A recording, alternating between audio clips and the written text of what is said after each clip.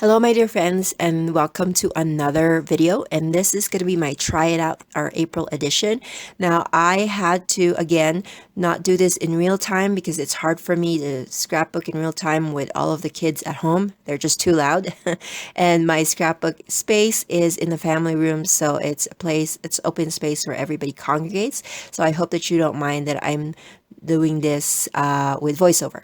But anyways, the one thing that I wanted to try out is I wanted to make my own kind of treat box for April. It just so happens that I saw this on Pinterest and I thought that was really cute and it looked easy enough for me to not fail it. But at the same time, Easter is coming up. And so I thought I'd make boxes for little candy treats. And so in the video that I watched, and I will make sure to leave that in the description box below.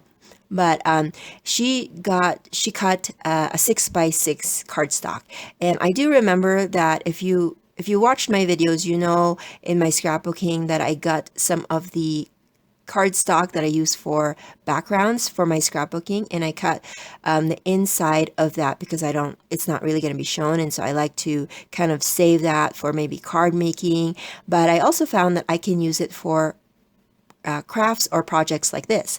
They are 8 by 8 to begin with, so I have to cut them out to 6 by 6. And so what she did was she just cut it into 2 by 2 squares and cut the slits to make the box, and then put pattern paper on top of that. I'm using the garden charm from Die Cuts with a View, and I pulled out some pattern papers that I thought that would coordinate well with the cardstocks that I have. And so I'm starting off with this kind of dark purple, and I'm using a pattern paper.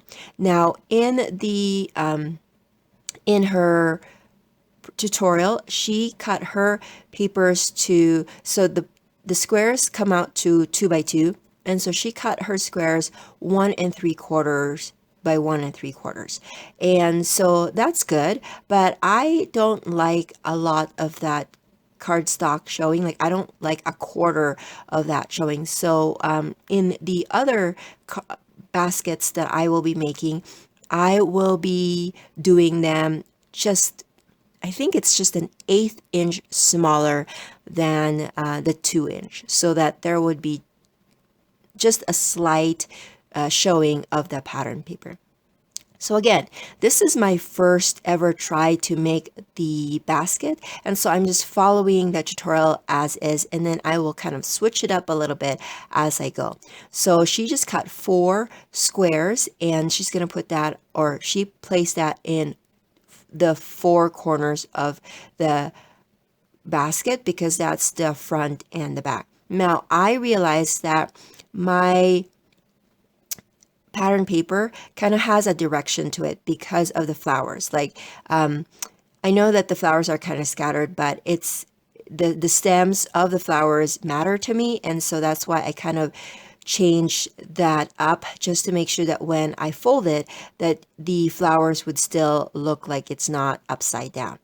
And so I'm just putting some ATG gun. The lady that I am following the tutorial from, she used some score tape, and that's totally fine too. The only thing that she says that you have to use some really strong adhesive. And so that's what I'm doing. Now here, I forgot that I have to adhere that little lap or flap on the inside.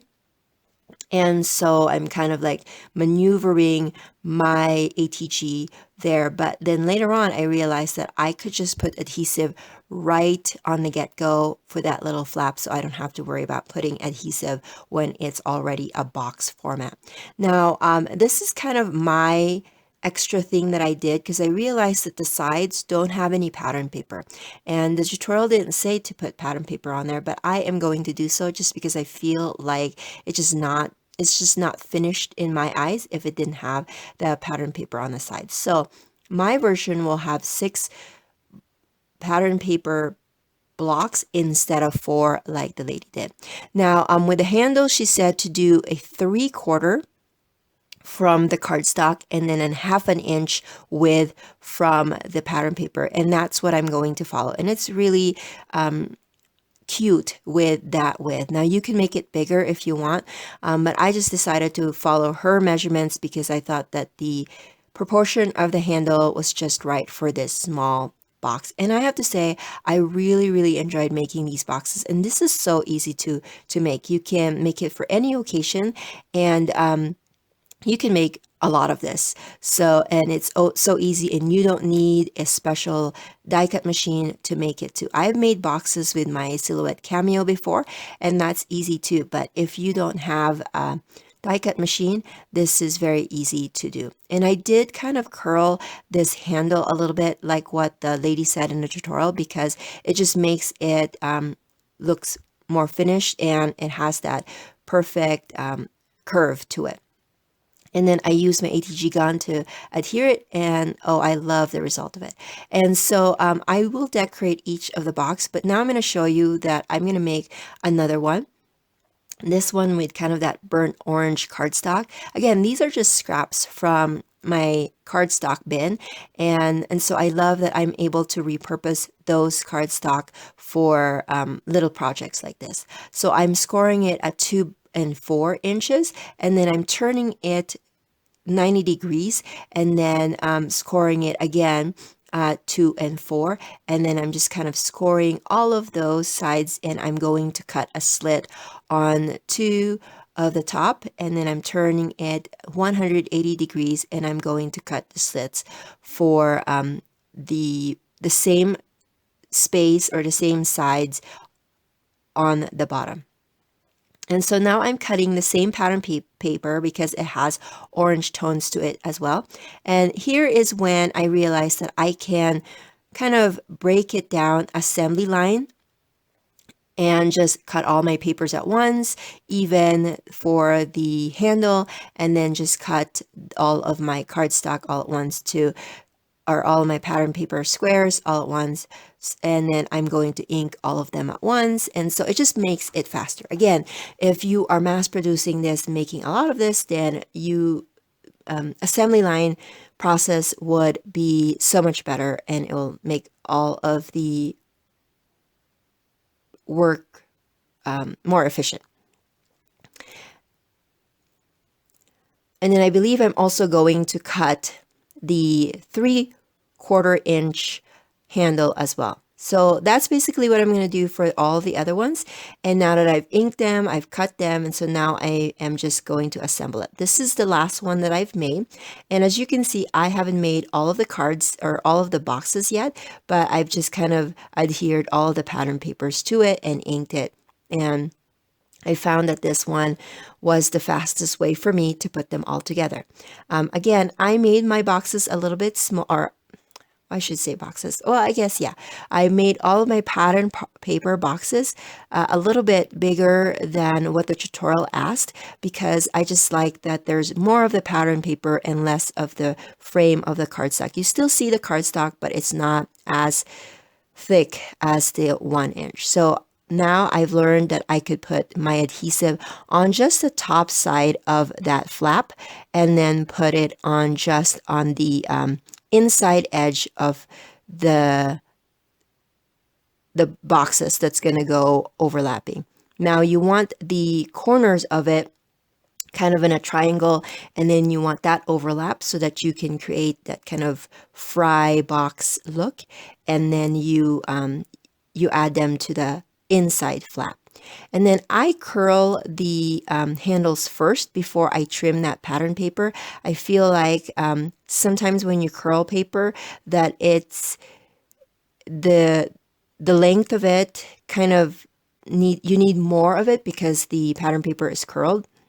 And so I curl them first so that I will have just enough pattern paper to cover that cardstock piece. And I just love how this all looks. It's so dang cute.